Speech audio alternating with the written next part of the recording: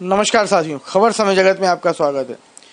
आज हम आपको रूबरू करा रहे हैं डॉक्टर शैलेश मानकर से, जो आयुर्वेद और पंचकर्म के माध्यम से लोगों को निरोग देते हैं, निरोगी करते हैं। और आप स्वर्ण प्राशन्य के क्षेत्र में भी, स्वर्ण प्राशन्य के लिए भी काफ़ी कार्य कर रहे हैं। स्वर्ण प्राशन्य को हम डॉक्टर मानकर से संक्षेप में समझेंगे। डॉक्टर मानकर नमस्कार, बहुत स्वागत है आपका। नमस्कार। ये स्वर्ण प्राशन है जिसके लिए आप काम करते हैं, स्वर्ण प्राशन क्या पद्धति है, क्या है, इससे क्या लाभ होता है बच्चों को या पीढ़ी को, हमारे भविष्य को? स्वर्ण प्राशन कोई नई चीज नहीं है, ये हमारी परंपरा का ही भाग है। हमारे जो 16 संस्कार होते हैं उसमें से एक संस्कार है स्वर्ण प्राशन। स्वर्ण प्राशन भी उसमें एक 16 संस्कारों के मध्य में भी एक संस्कार का एक छोटा सा भाग है। स्वर्ण प्राशन जो है वो बच्चों के पूरे स्वास्थ्य को लेकर चिंता किया गया एक तथ्य है, जो हमारे महर्षियों द्वारा चिंतन का फलस्वरूप हमारे सामने आया हुआ है। इसमें जात कर्म संस्कार के अंतर्गत स्वर्ण प्राशन का उल्लेख होता है। स्वर्ण प्राशन में नाम ही से स्पष्ट हो जाता है, स्वर्ण का प्राशन करना। स्वर्ण जो हमारा सोना के धातु है, उसको हम जब चाटते हैं, बच्चों को किसी भी रूप में कराते हैं, इसे हम स्वर्ण प्राशन कहते हैं। स्वर्ण प्राशन में शहद, घी जो है वो भी गौघृत, देसी गाय का घी, और उसमें औषधियों से सिद्ध करके साथ में उसमें स्वर्ण का भस्म, इन तीनों चीज से मिलके एक योग बनाया जाता है, जिसे हम बच्चों को चटाते हैं और इसे ही हम स्वर्ण प्राशन कहते हैं।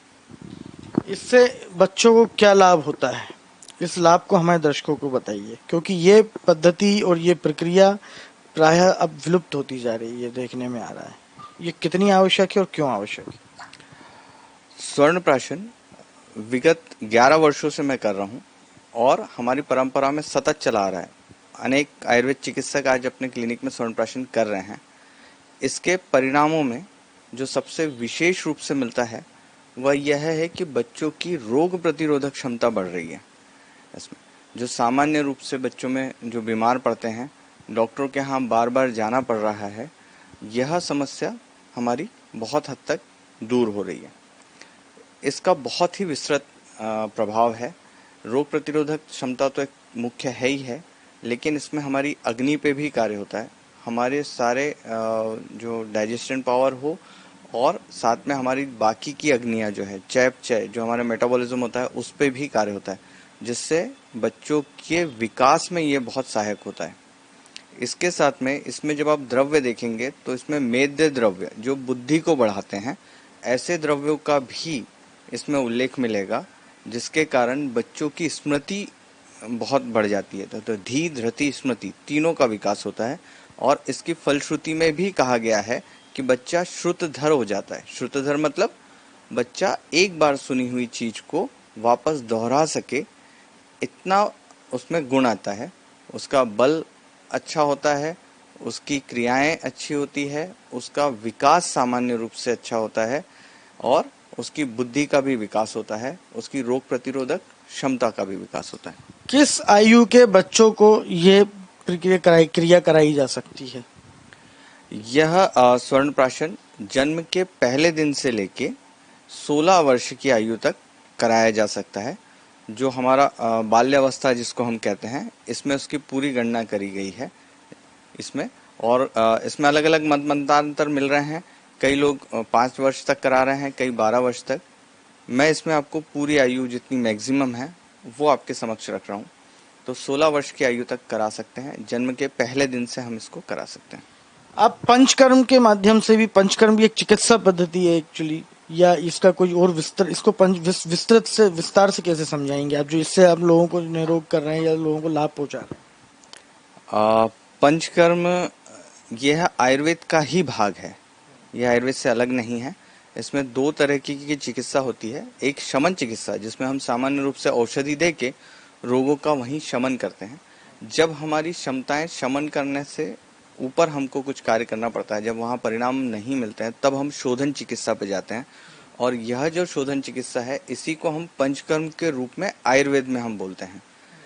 नेचुरोपैथी में हम षटकर्म बोलते हैं, वैसे ही आयुर्वेद में एक पंचकर्म शब्द है जिसमें 5 रूप से मुख्य कर्म का इस्तेमाल होता है, जिसमें वमन होता है मतलब उल्टी कराना, विरेचन जिसमें दस्त लगाना, ऐसी औषधि देके जिससे दस्त लगे, बस्ती जिसमें हम एक एनिमा जैसी प्रोसीजर है कि गुदामाग से दवाइयों को अंदर डालना है ना, एक से पेट साफ करना उद्देश्य नहीं है, औषधि देने का एक मार्ग है।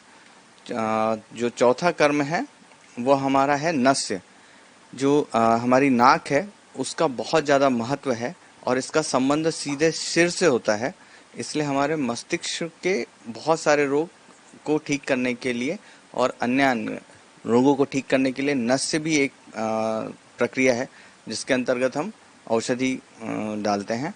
और इसके बाद में जो 5वां कर्म है वो है रक्त मोक्षण। इसमें लीच का उपयोग होता है, इसमें हम कई तरीके से शरीर से अशुद्ध रक्त को बाहर निकालते हैं, रक्त का मुक्त करना रक्त मोक्षण कहलाता है। ऐसे ये 5 कर्म जो होते हैं इन्हें ही हम पंच कर्म के रूप में जानते हैं। इसके पूर्व कर्म और पश्चात कर्म में भी हम कई रोगों को ठीक करते हैं। और कोई खास बात जो आप हमारे दर्शकों को स्वर्ण प्राशन या पंचकर्म या आयुर्वेदिक से रिलेटेड जो बताना चाहें? मैं सिर्फ इतना ही कहूँगा कि स्वर्ण प्राशन जो है वो हमारी परंपराओं में हम देखते थे।